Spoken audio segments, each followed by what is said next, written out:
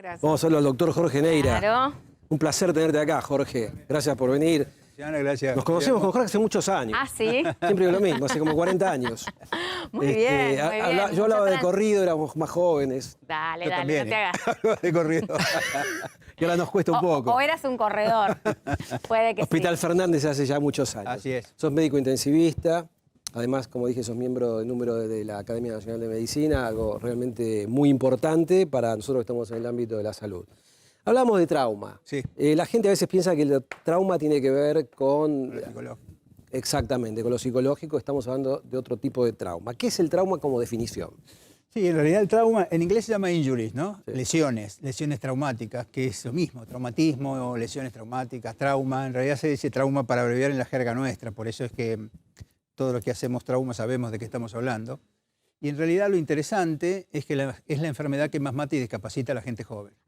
Tengo un punto ahí. Vos hablas de enfermedad y la verdad que yo nunca hubiera imaginado que el trauma era una enfermedad. ¿Por qué es una enfermedad? Mira, recorramos un poquito la definición, ¿no? Se dice que el trauma es el daño, intencional o no intencional, primera separación, que se produce al cuerpo humano cuando se expone a cualquier fuente de energía. Por ejemplo, si vos tenés un choque, eso se llama energía mecánica.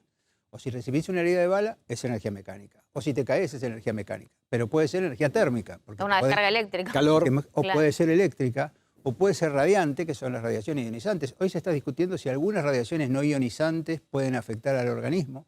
Con todo este tema de la inteligencia artificial y de las casas hiperinteligentes, bueno, Y hay el algunas wifi dudas. y todo eso. Hay algunas dudas sobre si todas esas ondas electromagnéticas no son nocivas. Eso es un daño que se produce al organismo cuando se expone. Tirás una bomba acá, ¿eh? Sí, sí, Sí. pero quiero decir, son cosas que hay que tener en cuenta y sobre todo cuando además hay una ausencia de elementos básicos para el organismo como son el oxígeno y la temperatura. Cuando no hay temperatura, hay frío, entonces cualquier forma de hipotermia, ya sea la ambiental, la que se produce cuando uno se expone, por ejemplo en esta época en la calle, o localizada como el pie de trinchera, Claro. y la falta de oxígeno es todos aquellos casos donde hay asfixia, como por ejemplo cuando hay un incendio con inhalación de humo, que es una causa muy común, o el estrangulamiento, el ahorcamiento o la inmersión.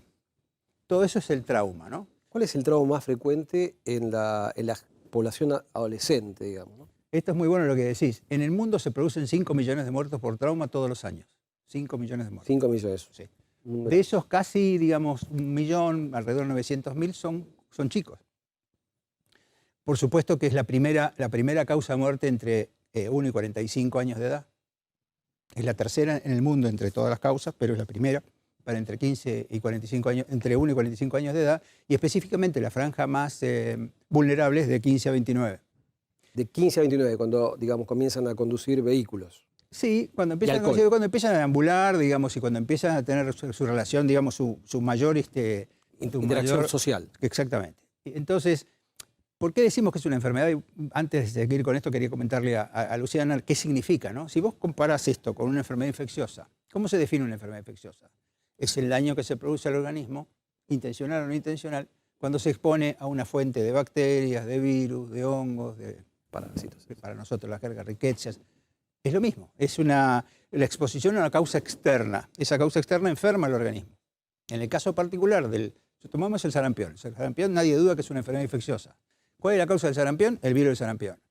¿Cuáles las características del sarampión? Que tiene un enantema y un exantema, que tiene lesiones en la piel, lesiones en las mucosas. Que tiene si vos lo mirás al microscopio, tiene una característica típica. Entonces, ¿qué es el trauma? Bueno, el trauma, ¿cuál es la causa del trauma? Cualquier forma de energía. ¿Cuáles son las características del trauma? El traumatismo de cráneo, el traumatismo de tórax, el traumatismo de abdomen, el traumatismo de extremidades. ¿Y cuál es la característica, si vos lo mirás al microscopio? Que es como si uno se martilla el dedo. Si se martilla el dedo, primero se edematiza, después se contunde, después tiene una hemorragia y después se lacera. Esa es la característica del trauma. Entonces, es una enfermedad, pero es una enfermedad ¿Es la endémica. enfermedad de los accidentes? Es una enfermedad endémica. Ahora A ver, sí, volvamos. porque yo, viste que hice una pregunta. Sí. Sí. Cuando empezamos, ¿existen los accidentes o no son accidentes? Claro. Bueno, ahí vamos O para sea, atrás otra vez. incidentes, claro. Ahí vamos para atrás otra vez. Dijimos que era intencional o no intencional. Intencional es cualquier forma de violencia. Violencia hacia tercero, violencia hacia uno mismo, que son los suicidios, homicidios, suicidios, y cualquier acto violento, como puede ser la guerra. De hecho, hoy tenemos una guerra que es Ucrania-Rusia, digamos, que aparece en todos lados. Esto es trauma intencional. Hay intencionalidad de causar el daño. En los otros, el otro grupo, son las lesiones no intencionales. Dentro de las lesiones no intencionales, la más común son las colisiones vehiculares, o sea, los choques de vehículos. Y las caídas y las que se producen en los ámbitos domésticos, en los ámbitos recreativos, escolares, en los deportivos. Eso es lo que significa trauma no intencional. A las lesiones no intencionales se los llamaba accidentales.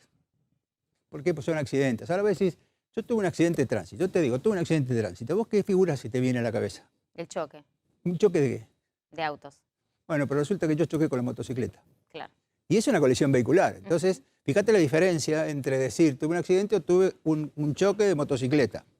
Por eso es que nosotros hablamos que las lesiones son siempre previsibles y prevenibles y por lo tanto no son accidentales. Porque la palabra accidente es mala suerte, azar, Algo que no podés... designio sobre divino. lo que no podés hacer nada. Absolutamente.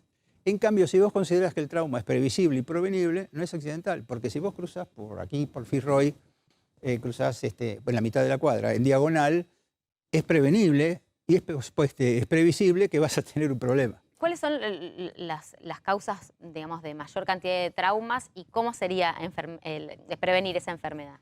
Bueno, buenísimo. Digamos, más o menos un 25% de las causas de trauma son violencia. El otro 75% de esas, digamos, un porcentaje importante, que es un 25% total, son colisiones vehiculares. O sea que en realidad la violencia y las colisiones vehiculares se llevan más del 50% de las causas de trauma. Por eso son las más evidentes. Vos abrís el diario todas las mañanas. ¿Y qué lees? Fulano chocó, hubo 3 heridos en un choque, moto, mataron a 3 colectivos. personas, ¿no es cierto? Bueno, esto es lo que uno ve, está tan naturalizado para la gente que parece que es normal.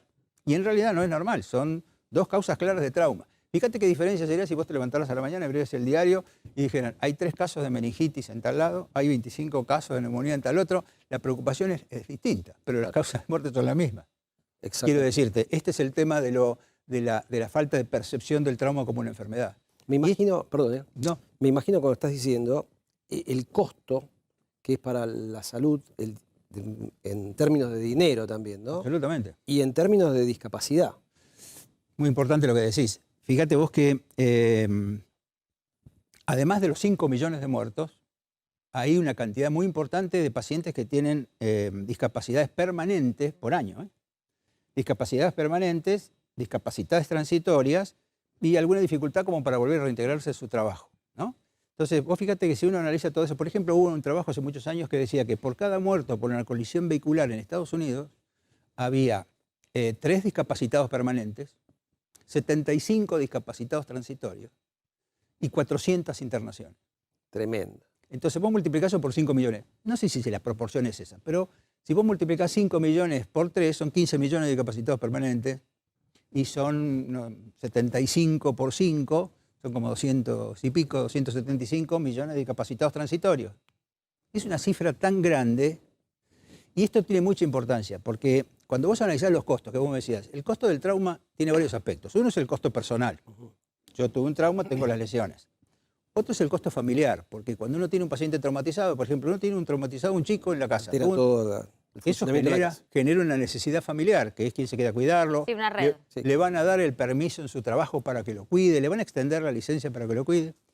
Después hay un costo económico, y el costo económico está dado porque si vos analizás los costos del trauma, está lo que se llama la teoría del iceberg. Y hay un 30% de los costos que son visibles y un 70% que son invisibles. Los costos visibles son cuánto cuesta. Cuánto cuesta atender al paciente, Exacto. el seguro, la propiedad. Los costos invisibles son la falta de productividad laboral, Padre, madre, cuidador. y la discapacidad. Entonces vos tenés una persona que fallece a los 20 años, pierde de cobrar 45 salarios, perdón, 45 años de 13 salarios, que son 500 y pico de salarios, y además si tiene que atenderse la discapacidad de por vida. Bien. Interesantísimo el tema, ¿no?